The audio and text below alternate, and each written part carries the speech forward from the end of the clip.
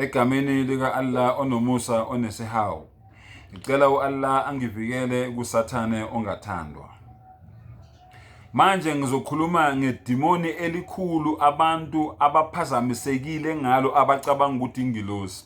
Abantu abaningi bathi usathane ingilozi eyawa ezulwini noma eyalahlwa ezulwini, bathi is a fallen angel. Usathane akayona ingilozi kodwa uyidimoni wakhandwa ngomlilo. Yebo, yena waxoshwa ezulwini ngoba usathane wayesephakamisiwe kakhulu, sekuwumuntu ophila eparadise ephila nezingilozi.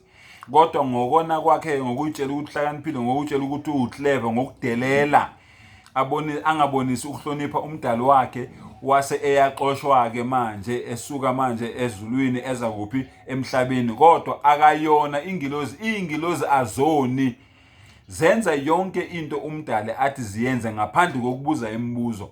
Kodwa usathane uyidimoni, wenziwe ngomlilo, kodwa wayephila la kuphila khona iy'ngilozi.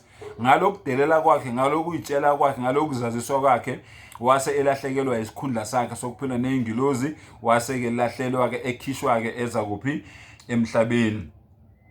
Usathane-ke idimoni elikhulu elingazange lilalele umyalo kamdali uma ngabe umdali emtshela ukuthi wena bonisa inhlonipho ngoba uAdam uhlakaniphe ukudlula wena. Yena wayebona ukuthi uclever, uhlakaniphe kakhulu, akazange afune.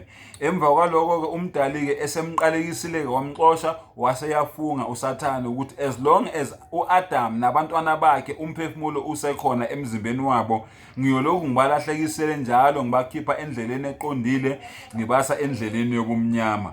Nomdali naye wathembisa ukuthi as long nabo labo bantwana labo uAdam nabantwana bakhe bezoqhubeka becele intethelelo kimi, sebedukile wena wabadukisa, baqhubeke bacele intethelelo kimi, nami ngiyoyithethelela iziphambeko zabo noma izono zabo.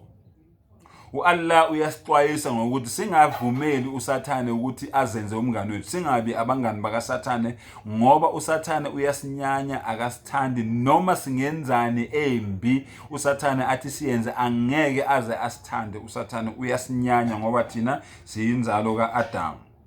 Ngakho-ke labo bantu labo abalalela usathane benze izenzo ezimbi, labo bantu labo uAllah uthi uyogcwalisa ngosathane namanye amadimoni, kanye nalabo bantu labo abalalele usathane benza izenzo zobumnyama zikasathane, isihogo uyosigcwalisa ngalabo bantu labo.